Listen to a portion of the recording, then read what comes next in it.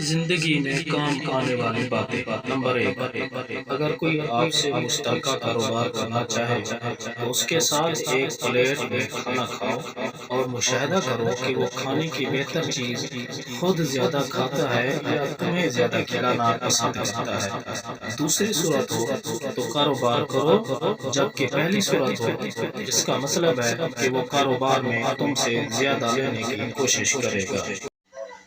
Number 2، اگر کوئی آپ سے دوستی کرنا چاہے تو اس کے ساتھ ایک پبلک ٹرانسپورٹ میں سفر کریں۔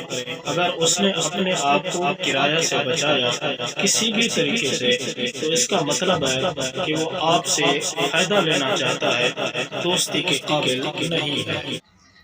نمبر 3، اگر کوئی تم سے رشتہ جوڑنا چاہے تو اس کی کسی چیز کو معمولی سا نقصان پہنچاؤ، مثلا اس کے جوتے پر سالن گرانا یا موبائل فون کو میز کے انتہائی کنارے پر رکھنا یا اس کی اینک توڑنا۔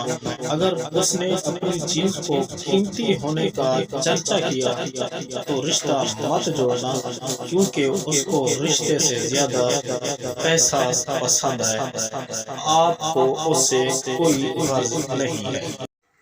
نمبر 4، اگر آپ کاروبار کرتے ہیں اور کوئی آپ سے ادھار مانگتا ہے تو اس کو قیمت بہت زیادہ بتانا۔ اگر اس نے قیمت کم کرنے کی کوشش نہ کی تو ادھار نہ دینا، کیونکہ اسے قیمت سے کوئی دلچسپی نہیں ہے اور وہ ادائیگی نہیں کرے گا۔ نمبر 5، اگر کوئی اپنی ہر دوسری اور تیسری بات پر قسم اٹھاتا ہے تو اس کی بات میں ضرور جھوٹ ہوگا۔ وہ قسمیں اس لیے اٹھاتا ہے کہ اس کو اپنا جھوٹ سچ ثابت کرنا ہوتا ہے۔ نمبر 6، اگر تمہارا کوئی دوست تم سے اپنی کوئی برائی چھپاتا ہے تو آپ اس کو مت بولیں کہ میں سب کچھ جانتا ہوں۔ اگر تم نے ایسا کہا تو پھر وہ اس برائی کو تمہارے سامنے بھی کرے گا۔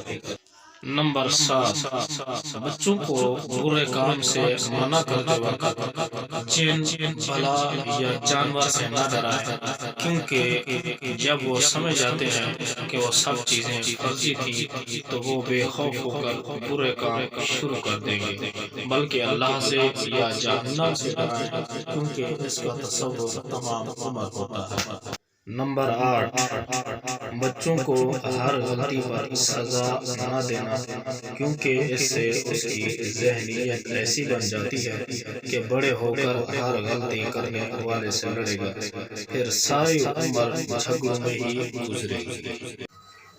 نمبر 9، اپنے ماں باپ سے اپنے بچوں کے سامنے بہت محتاط رہنا، کیونکہ جو انداز تم اپناتے ہو وہی انداز کل تمہاری اولادیں اپنائیں گی۔ نمبر 10، معاشرے میں آپ کو جس کا کوئی کام برا لگے وہ کام خود کبھی نہ کرنا۔